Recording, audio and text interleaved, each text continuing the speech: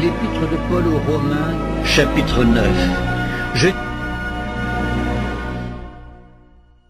dis la vérité en Christ, je ne mens point, ma conscience m'en rend témoignage par le Saint-Esprit.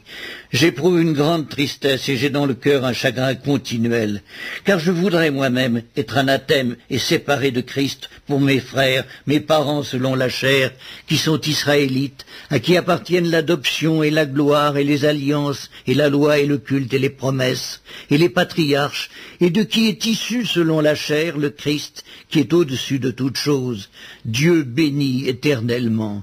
Amen. Ce n'est point à dire que la parole de Dieu soit restée sans effet, car tous ceux qui descendent d'Israël ne sont pas Israël, et pour être la postérité d'Abraham, ils ne sont pas tous ses enfants.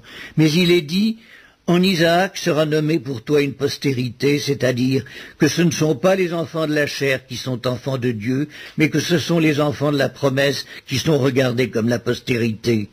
Voici, en effet, la parole de la promesse. Je reviendrai à cette même époque et Sarah aura un fils. Et de plus il en fut ainsi de Rebecca, qui conçut du seul Isaac notre père.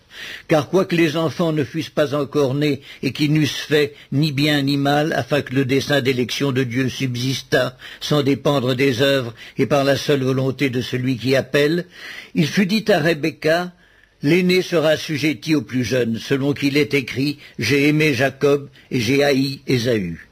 Que dirons-nous donc? Y a-t-il en Dieu de l'injustice? Loin de là. Car il dit à Moïse, je ferai miséricorde à qui je fais miséricorde, et j'aurai compassion de qui j'ai compassion.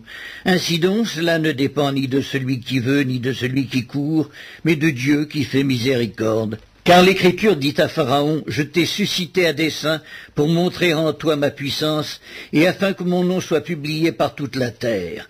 Ainsi il fait miséricorde à qui il veut, et il endurcit qui il veut. Tu me diras, pourquoi blâme-t-il encore? Car qui est-ce qui résiste à sa volonté? Ô homme, toi plutôt, qui es-tu pour contester avec Dieu? Le vase d'argile dira-t-il à celui qui l'a formé, pourquoi m'as-tu fait ainsi? Le potier n'est-il pas maître de l'argile pour faire avec la même masse un vase d'honneur et un vase d'un usage vil?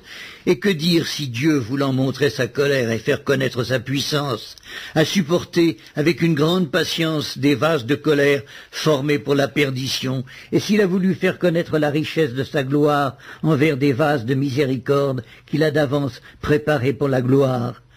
Ainsi nous a-t-il appelés non seulement d'entre les Juifs, mais encore d'entre les païens, selon qu'il le dit dans Osée, j'appellerai mon peuple celui qui n'était pas mon peuple, et bien-aimé celle qui n'était pas la bien-aimée.